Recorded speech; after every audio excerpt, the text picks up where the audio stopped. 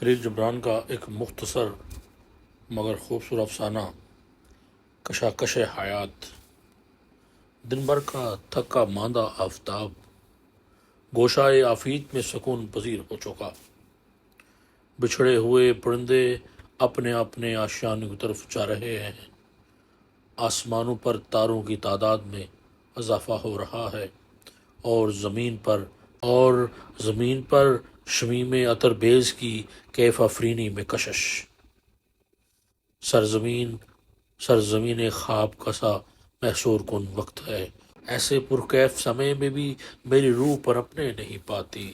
بڑھتی ہوئی کلفتوں نے اسے خستہ پا کر دیا ہے اور پرصعوبت لمحات کی خلش نے گریز پا۔ اللہ اللہ کشاکش حیات کی ہنگامہ آرائیاں۔ 14ویں کا چاند اپنی جملہ تابانی سے روشن ہے۔ سنوبر و چنار کے درختوں پر اس کی شعائیں اس طرح چھن چھن کر گرتی ہیں جیسے قرآن خلد کے لبادوں کا سایہ کام رہا ہو۔ قریب ہی سمندری موجیں مدھم سرو میں وہ گیت آلاب رہی ہیں، سکون و سرور عطا کرنے والا گیت۔ اس سہانے وقت میں میرا خواب فراموش ہو چکا ہے۔ بڑھتی ہوئی شورش اس پر حاوی ہو چکی اور حیات کی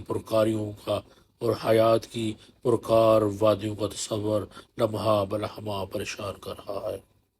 ہر شے پر ایک دلآویز تبسم چھا رہا ہے، جیسے سالہ سال کے بعد بارش کی بوچھاڑ نے شادابی عطا کر دی ہو اور نیند کے خمار میں لپٹی ہوئی کائنات سکون امیز سانس لے رہی ہے۔ لیکن مجھے تو یہی معلوم ہوتا ہے کہ فضائے بسیط میں کوئی مقدس روح مسکرا رہی ہے، میری واماندگی و بیچارگی پر مسرور ہے اور ہنس ہنس کر کشاکش حیات کی شوریدگی کا یقین دلا رہی ہے۔